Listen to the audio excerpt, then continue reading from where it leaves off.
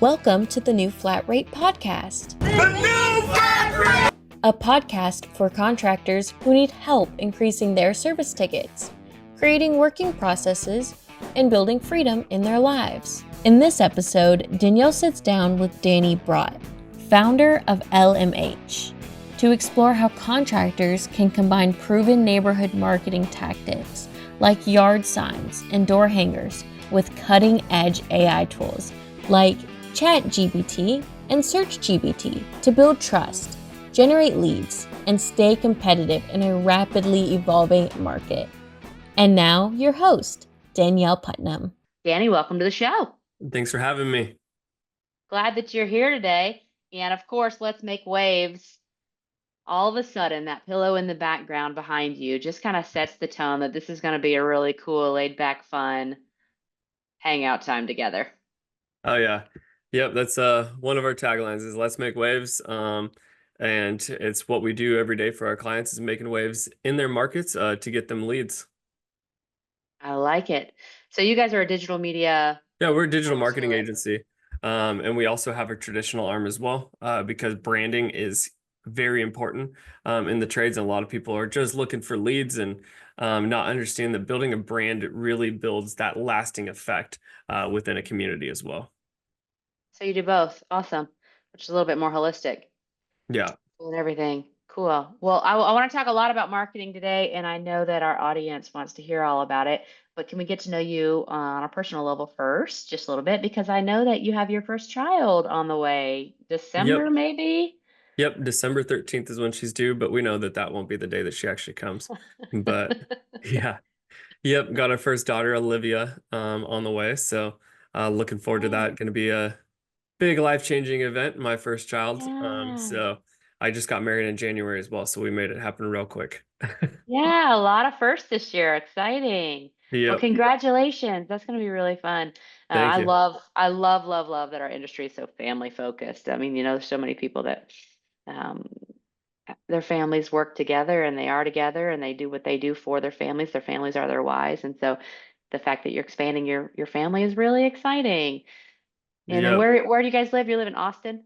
No, we're in Dallas. I don't know why I always say Austin. Okay, in Dallas, Texas. Yep. Yeah, in Dallas, Texas. I'm originally from Portland, Oregon. I moved here like 17 years ago now, just about 18 years ago. And I love Dallas. It's a great city and it's awesome, especially with what we do and traveling all over the place. I can get a direct flight to anywhere almost in the world. Yeah. So it's a great place to travel from. And then it has a low cost of living as far as living here in general. Why'd you move from Portland to begin with? So I have family down here, but I also had an ex-girlfriend that was down here.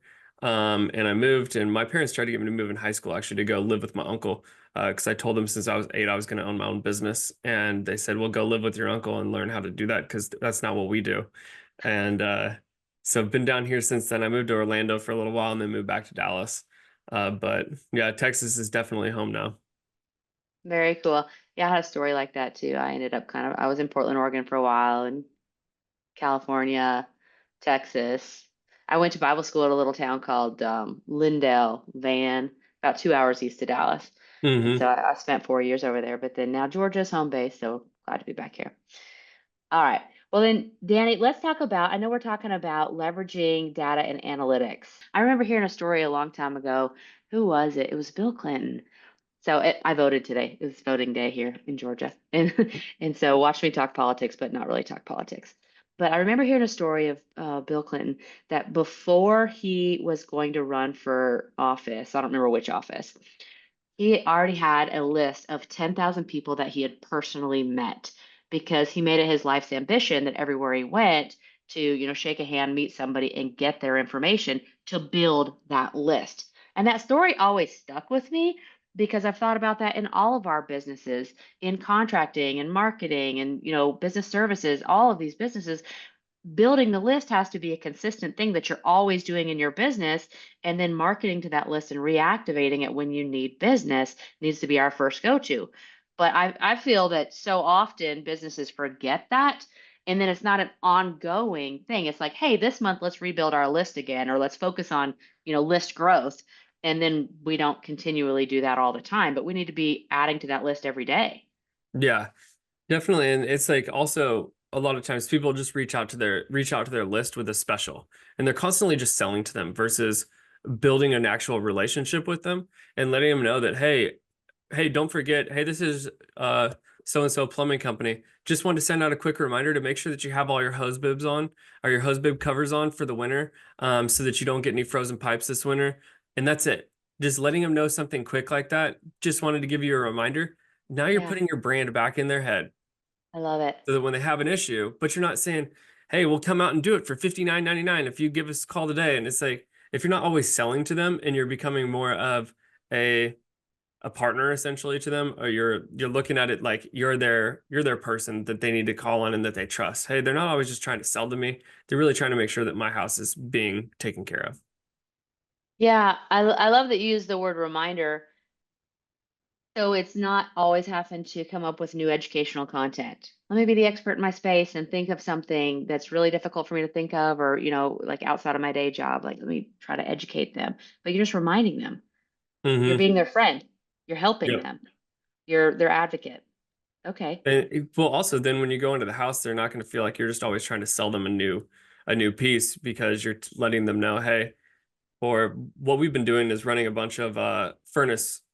Right now we're running furnace specials. Hey, if you want to get it done before the winter, we can come in and do a furnace tune up, make sure that you have no issues going into the winter, or duct cleaning. And it's like, then you can run a special as well, or water heater flushes.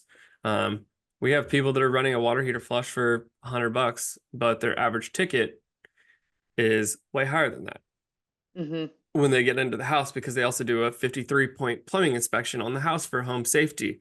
And then it's like, oh, there's a valve, or their water pressure is too high.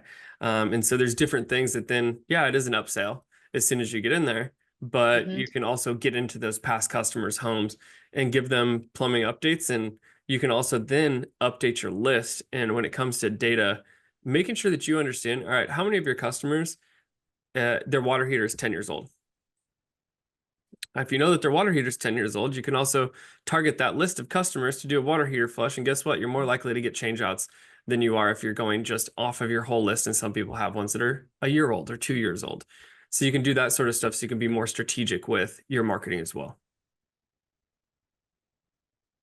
Sometimes people, not always, but sometimes people know to do that. Like, oh yeah, I know I should do that, but getting around to actually doing it, especially if you're an owner operator, if you're actually spending some time in the truck and sometimes in the business, to get around to actually sending out those reminders or contacting that list. So then do you and your team take over the list and Yeah. do that for them?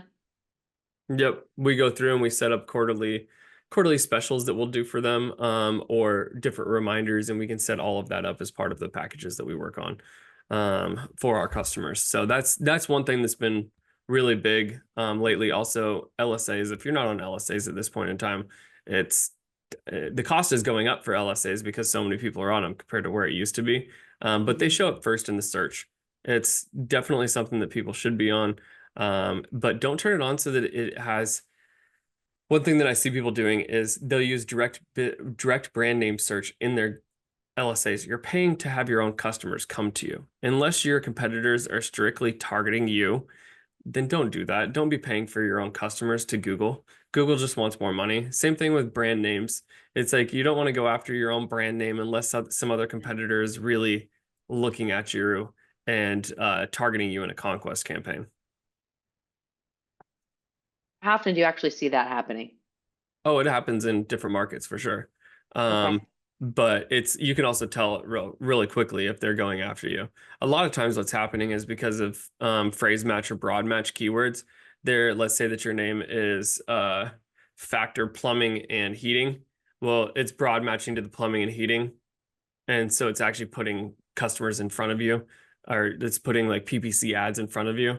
Well, a lot of Hmm. those, most of the time they call and oh, I got the wrong number. And it's not something good to go after. It's not good to go after competitors' names, because you would be surprised at how many people just call because it's the first thing they clicked. Well, they typed in the brand's name, so they thought that that one was the brand.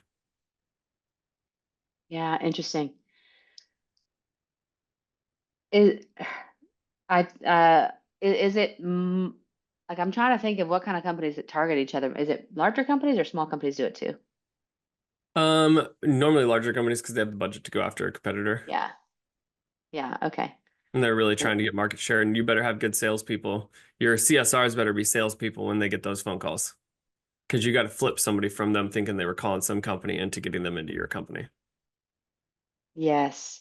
So here all of a sudden we would just want to talk about digital marketing, but we also have to be talking about the importance of having scripts for your CSRs so that they Oh, it's super can be important. prepared to do that. Yeah.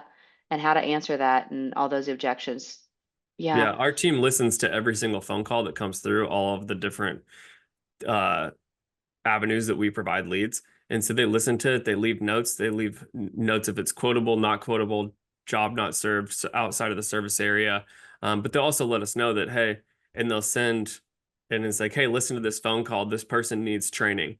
Please send this over to the customer, to our customer, to the client, Yeah. letting them know that listen to this call. Here's what's happening with your Yeah. CSRs. We've had customers where they come in and they start doing marketing with us. Well, then they start hearing all these recordings because our team's sending them over, and they're like, I need to fire my CSR staff. It's like, no, you need to train them. We need Yes. training is what we need. We don't Yes. have a good process in place. And that's what we're trying to do, is make you aware of this, because it makes our jobs, we can get you all the leads in the world. But if you don't have a good script, you don't have a good process with your CSR to get people booked, then there's no point in paying so much for Mm-hmm. leads, because you're just wasting money.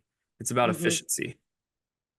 Yeah, isn't that interesting? You can turn on the valve and get all these leads coming in, but then if the other process isn't fixed, like that's what it uncovers all these issues, and there's always something to fix in business. I didn't realize that you guys listened to calls and provided that feedback and help there. That's fantastic. Hmm. Super helpful. I kind of started going along this new vein this year where I, kind of told some of our leadership team of, hey, you cannot fire anybody in your department, because there's days everybody as a leader is like, oh my gosh, I just need to fire them and replace them. And why can't I find people that, can do what I want them to do to help make this business easier to run? Because the stress of the owner, we just want to make our business easier to run and more enjoyable again. And so I started following this vein of, like, we can't fire anybody. We have to fix the processes because, as you know, I know, and all y'all listening know, you fire somebody, you put somebody else in there, and you still got the same problems if you don't fix the training. And Hmm. so making sure that the process is documented, making sure that the training is in place. I talked to this interesting fractional CMO the other day, a chief marketing officer, and she comes in and does fractional work. And so she was saying, Danielle, I actually took a gig for 5 months being a COO, a chief operating officer for a company. She says that in 5 months we learned and fixed all the problems, but that there was no people and talent issues. It was only undocumented process issues. And I think that that's probably more common. So I love this Super whole, common. yeah, we're not going to focus on firing people today and being upset. We're going to fix what's bugging us, which is the Hmm. process. So we use Trainual. I don't know if We you do saw too. them. Okay, yeah. We do it too. Yeah. Trainual has been absolutely awesome because it's a searchable database, and you can go through and Mhm. make processes anytime that somebody has an issue. It's like, oh, let's make a process for that.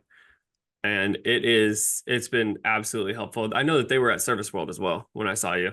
Um, Oh, I didn't see I them. asked them how I got a book, and they said, well, if you sign up for a demo. I was like, well, I'm already a customer. They're like, oh yeah, you can have a book. You want a t-shirt? Awesome. I love Train You. I think it's a great platform. What I asked our team to look into the other day is there an easy feature, and there probably is where you can just print out everything. And because we want to have team meetings where we actually walk in with our physical binder. It's like, turn to Hmm. process 3. Let's review this together. And I know that's taking it back, but every once in a while, when we see processes slipping in our company, it's time to get the printouts again and start training every week on those processes until everything's elevated again.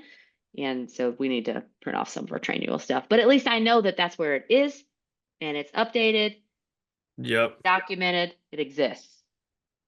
Yeah, and another thing when we're talking about data for marketing, so we have a revenue attribution platform that we use with our customers so that we can see exactly what's happening from the phone call, the form coming in, and then pair it with Service Titan, House Call Pro, any of those, so that we can see exactly from the phone call coming in, what campaign did it come from?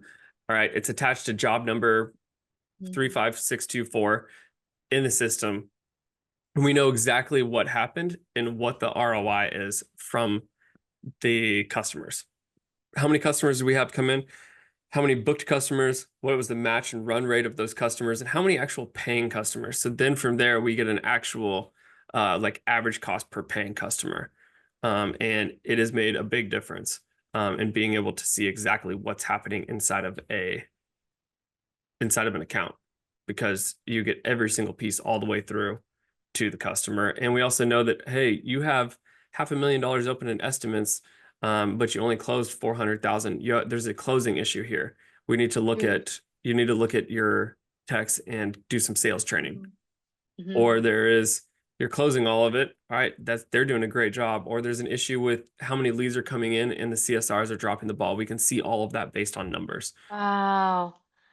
I didn't know you guys could see all that. Can you tell us a little bit about your team? And so if some of your team members saw that data and they were going to reach out to contractors, to your customers to let them know, who would the contractors be working with?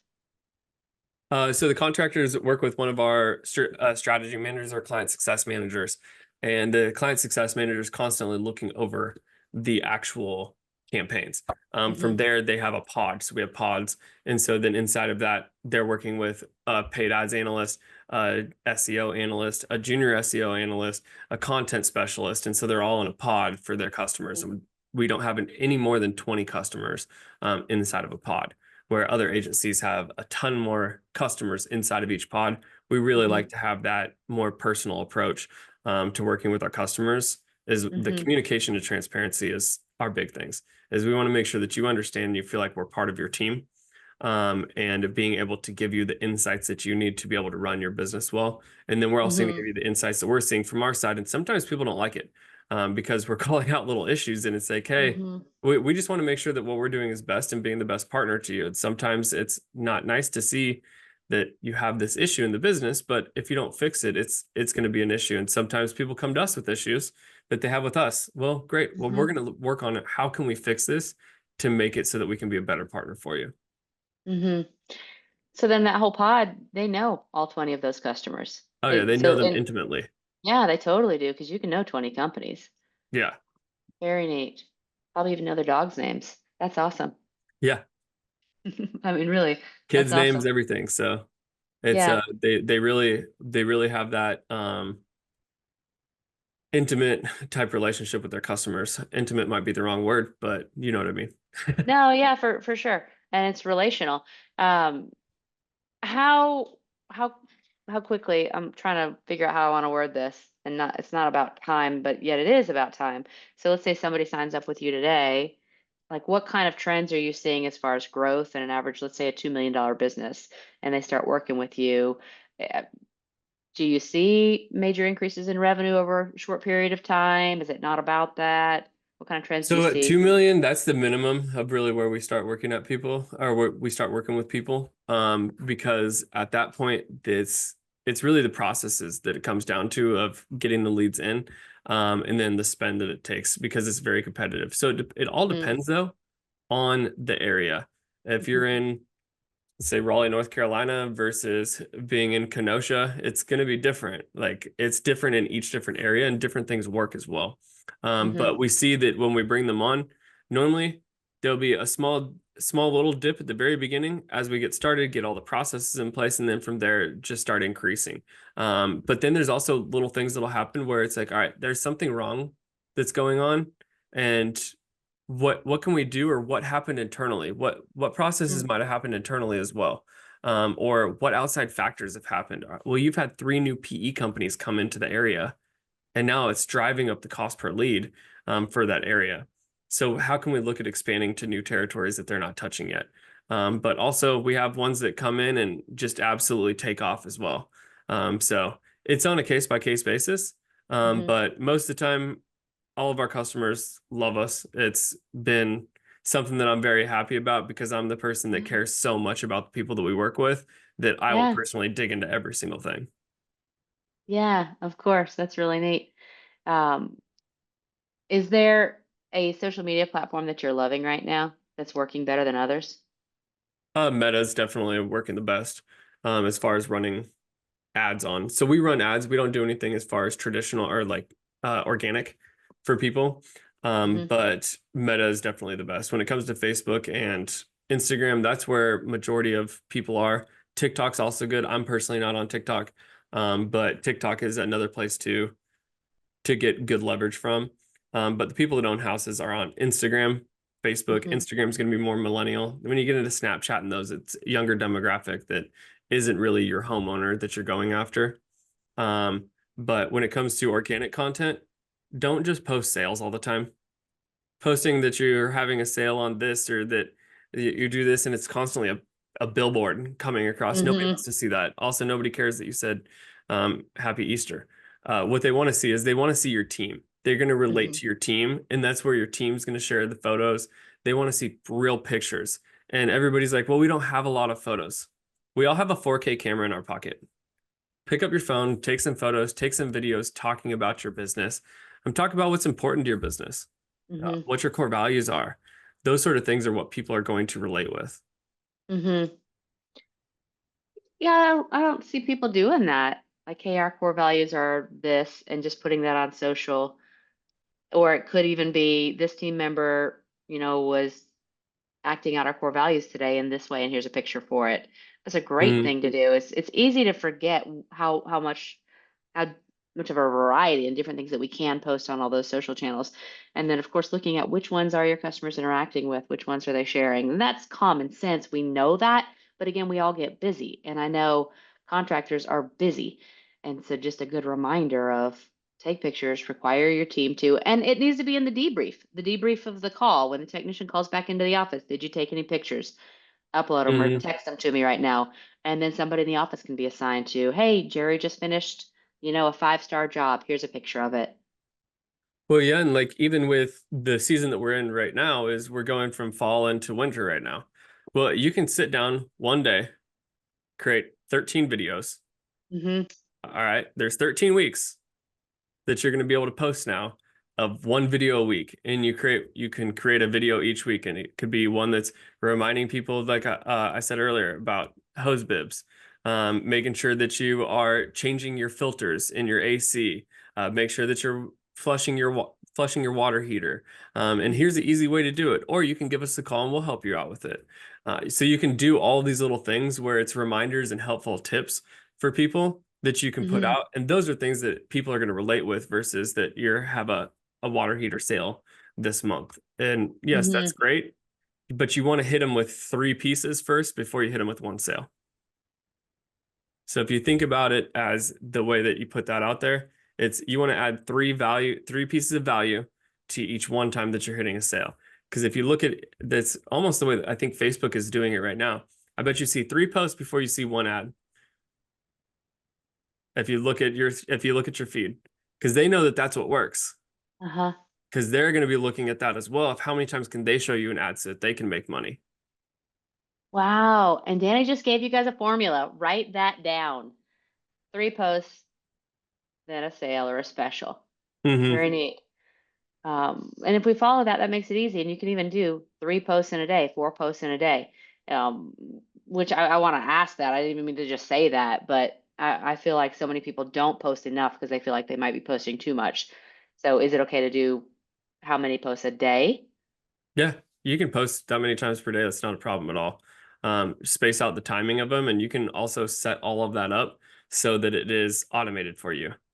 Don't try and do every single thing manually of putting it all together. Time block, set it all up so that it's set up and ready to go out. There's multiple tools, like one for Teams is called Hey Orca that we use for social, because we do run our own social, and so we have it. Mm. But you can also then have somebody else inside of there who can approve it. So if you have, let's say that you have an intern who's doing all of this, well, you want to see what's going to be going out before it goes out. They can send you the calendar. You can approve, deny. You can leave a note to them, and they have everything in there. It can go out on all different platforms, kind of like our Sprouts is Mhm. another one. There's a bunch of different Hootsuite for scheduling when it comes to social media.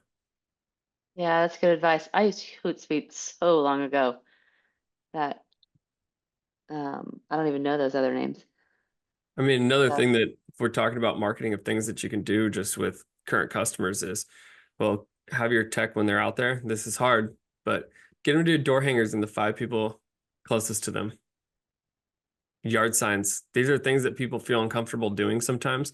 Hmm. But as long as you get it into the process and get it working, they work. It's brand recognition in the neighborhood.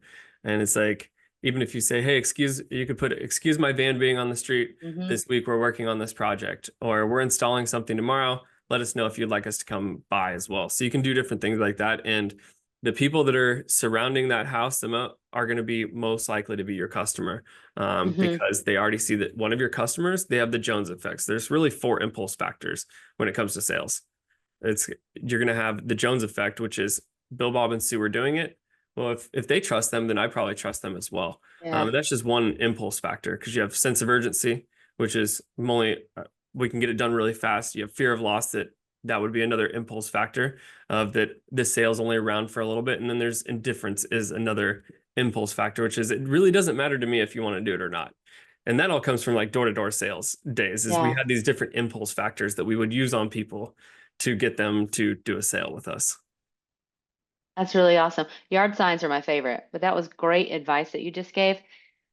And I tell people all the time, my brother has a heating and air company here in our town, and his signs are the only ones that I see all over town because nobody else does yard signs. And then his are up all the time, and he keeps exploding, and it's that easy. I've talked to so many contractors who are like, "Oh, my guys won't do it." Like, then you do it. Drive around, Well, start putting another them great in. thing that we've had success with is, you know what the A-frames are? You'll see them outside of a coffee shop. Hmm. Get an A-frame that says free inspections while we're in the neighborhood, has a QR code and your phone number on it. And you know how AT&T or any of those companies, they put out cones outside of their car so that they don't get hit while they're on the side. Put your A-frame out, and then it goes Nice. back in the van. Yeah, But when you're good idea. inside, you're advertising there. Yeah, they see your van already, but if they see an Hmm. A-frame, it really pulls the That's a attention good to it. idea. My 4-year-old son asked me yesterday, "Why are there cones behind that bucket truck?" So that everybody sees them, so that everybody looks. And it's so much more than that too. It's the psychology of this is work in process. Yep. Work is being done right now. And so putting the A-frame there of this is the work that we're doing or this is what we do. Very good idea. I had a conversation with one of our customers the other day also about how important it is that when somebody comes, they park on the right side of the road, facing the correct way with traffic even. Like those are little things that you don't think about, that customer is peering out, looking at you Yeah. and seeing what you're doing, that you're not spending 10 minutes in front of their house. Go around the corner. Like Yeah. those sort of things are very important as well when it comes to like etiquette of coming to the house. Hmm. Yeah. You're being judged throughout the whole process. And as much as I hate it, it's just true. So having a process for that to keep it simple, to limit the judging is really good. Mhm. And I Awesome. know that we were talking about like some AI driven stuff as well. There's a lot of things that you can do to be able to take these analytics from each one of these different pieces and then analyze it to be able to come up with what is the best solution for you and for your company.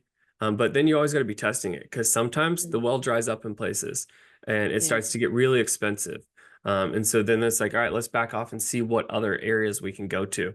And one thing that I find very interesting, just being in the marketing realm, is GPT search. So I spoke at Business Uncensored about ChatGPT.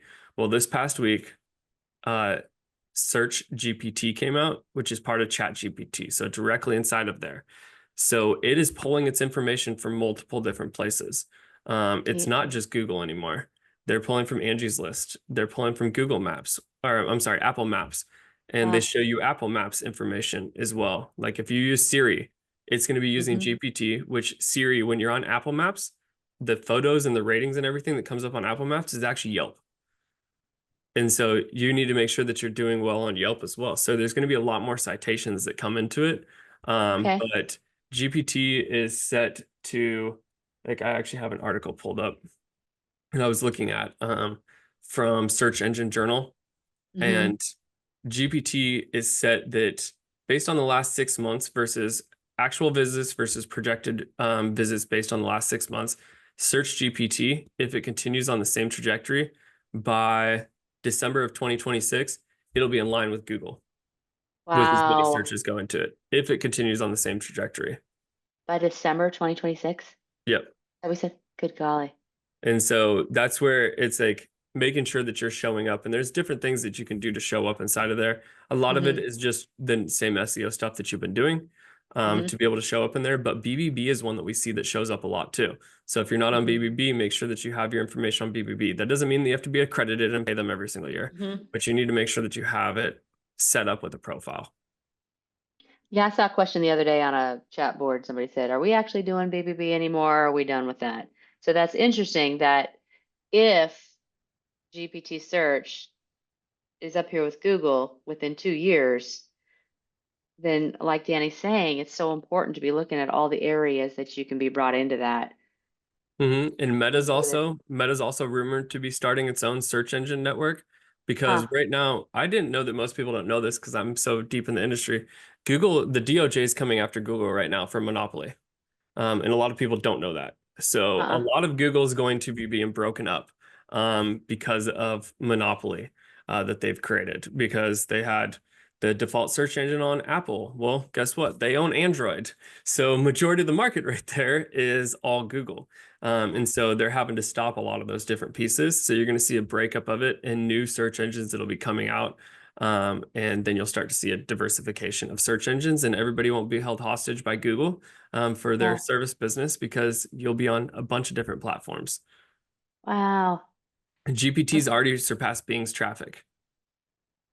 I believe it. So making sure that you're paying attention to these sort of things is important, because there is going to be a shifting in the landscape of search. Yeah, and it's really important right now. And I know so many contractors are saying, all right, I've been, having my head in the stand about all this AI stuff, and they're slowly starting, and not just them, like all of us, starting to put our heads up saying, all right, wait a minute, I need to become best friends with all the changes right now so that we can be a part of it, not miss out. So it's awesome. I know, Danny, we could talk forever, but how can people reach out to you and your team? How can they learn more? I really love how authentic you come across, and I know that everybody's going to love getting to know you more. So how can they find you? So my email is danny@lmh.agency. That's lmh.agency. There is no .com as part of it. That's also our website is lmh.agency. And we have a ton of resources on there as well about how you can increase your Google business profile. We also have a ton of ChatGPT pre-written prompts that you can use as well. That's something that I went over at Business Uncensored. You can find us on Instagram at lmh.agency as well. And then we're on Facebook, Instagram, all those fun ones. Or they can reach out to us directly by phone, which you can find on our Google business profile, or I'll even give my direct dial line out. It's 214-303-9885. And that goes directly to my desk phone right here. So I'd be happy to help anybody with different things that they have, because I'm all about providing value when it comes to the end of the day. It's about providing value and helping people to get outside of their comfort zone and achieve things they never thought they'd be able to achieve. Love it. Can't thank you enough for being here today and sharing all of this that you did. It was really, really helpful. Look forward to talking to you again. And I can't wait to get this episode out right away so everybody can hear it. Awesome. Thanks, Danielle. I appreciate it. Thank you so much for listening. If you want to learn more about the new flat rate, go to tnfr.us. If you want to learn more about LMH, go to lmh.agency. Lastly, if you want to reach out to Danny, his email is danny@lmh.agency.